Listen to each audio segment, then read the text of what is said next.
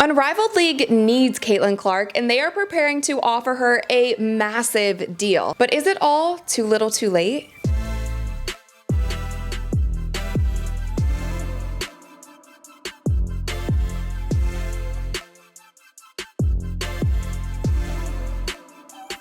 What's up, you guys? I'm DeMita, and welcome to the Courtside Club. It has just been reported today that Caitlin Clark could receive a Lionel Messi-like offer to play in Unrivaled startup 3-on-3 league, which is a full court press to sign her. Now, Unrivaled, like we've talked about in previous videos, it's a 3-on-3 league. It starts up in January. 30 players go to Miami. They play there for 6 weeks, and it was just announced recently that Unrivaled struck a television deal with TNT. Now, this exclusive media rights deal is reported to be 45 plus primetime games. TNT Sports are also invested in the league, and sources say that it's a 6-year deal that could be worth more than 100 million. So a lot of the details of this television deal have not been revealed just yet, but there was one unconfirmed report that said that all this money might not be guaranteed to Unrivaled, and that they do have viewership goals for this first season and seasons to come. If that is true, then that's something to keep in mind when we talk about the offer that might be given to Caitlin Clark. Now, this is also interesting to me because I feel like it is kind of late in the game to start recruiting Caitlin Clark. The Unrivaled League has 26 of their 30 players already, and they have been announcing players for the past 3 months. And there has been speculation throughout the entire WNBA season if Caitlin Clark would be joining Unrivaled in the offseason. Now, I also said in previous videos that I thought that Caitlin Clark is needed for this league. It should be one of their main goals is to get her to play in the league no matter what that costs, no matter what that is going to take. I wish that they would have come out publicly months ago and been like, hey, she is one of our biggest goals for this league. We want her there. We think that she would be great for the league. We want to welcome her fans to the league, but they didn't do any of that. And in the same vein, they were also liking negative comments about Caitlin Clark from the official Unrivaled basketball Instagram account, like during the season. So all of these things were just not a good look. So to have the tides turn 180 at this very moment, right now, right when the TV deal was announced, maybe there is something to say about now they have this deal, they want to keep this deal, now they're realizing we might need Caitlin. Naphessa Collier, who is one of the founders of Unrivaled, had this to say about Caitlin Clark. She said, "It's just so crazy because the growth that Caitlin has brought to the game, the sheer amount of money that she's making these teams, people are having to move their venues when she comes to play, and she's getting paid like $75,000 a year. She should be one of the top paid players in the world just for the sheer numbers that she's bringing."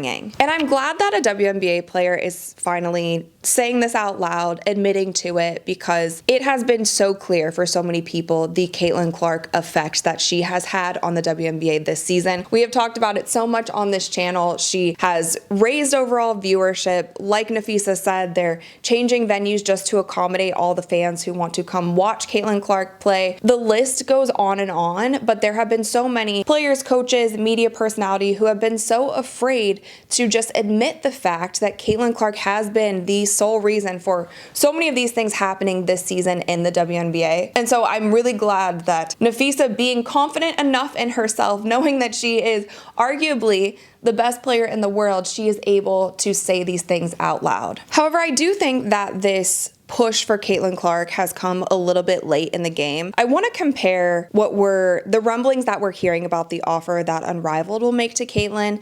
I want to compare that to what Ice Cube offered Caitlin before the Big 3 season began. I commend Ice Cube because you have to think about the type of egos that play in the Big 3. And I do sideline reporting for the Big 3 for those of you who don't know. So I'm like very well connected. I love working with them. It's a fantastic league. But we have former NBA players playing in Big 3, right? So for Cube to come out and be like, I'm going to pay Caitlin Clark more than I play any of these guys who used to play in the NBA. I'm going to pay Caitlin Clark more because that's the value that I see in her. And he was so unapologetic with the way that he came out and said, this is who we want. This is the value that we see in her. Regardless, if she can't make a game, that's totally fine. We know that it coincides with WNBA season. He just came out so unapologetically, knowing that there are legends legends in our league. We have Dr. J coaching. We have Michael Beasley on the court, Jeff Teague on the court. We have Lisa Leslie, Nancy Lieberman. Like, there are legends among us in the big three, and there are high-level former professional athletes on our courts, and he was okay putting it out there because he knew how much it could help the big three. And so that's why I feel like I wish Unrivaled would have taken that exact approach. And what it feels like to me is Caitlin Clark was an afterthought in all of this. And maybe she was, maybe she wasn't. Maybe they wanted to wait until after the WNBA season. But when you're making such a buzz about all of these other players who are joining, and you're just not saying anything about Caitlin, or you're not putting aside whatever millions of dollars need to be had to get her into your league, I feel like it was a missed opportunity. 3-on-3 is already hard to get more people involved in. You're doing a brand new kind of 3-on-3 on a shorter court. It's brand new. It's going to be hard to get eyeballs on it. All of these, I mean, the WNBA is in their 28th season and it's still a new league. Like, it's hard to get the kind of virality, viewership, all the things that you want right off the bat. And especially if you don't have a big name or a big draw, you know, I'll say it until I'm blue in the face. I think Caitlin was that person that they absolutely needed. So do I think Caitlin Clark should join Unrivaled? I'm not so sure. I think that the money needs to be high. It needs to be in the millions. It needs to be at least what Cube offered her for the big three at minimum.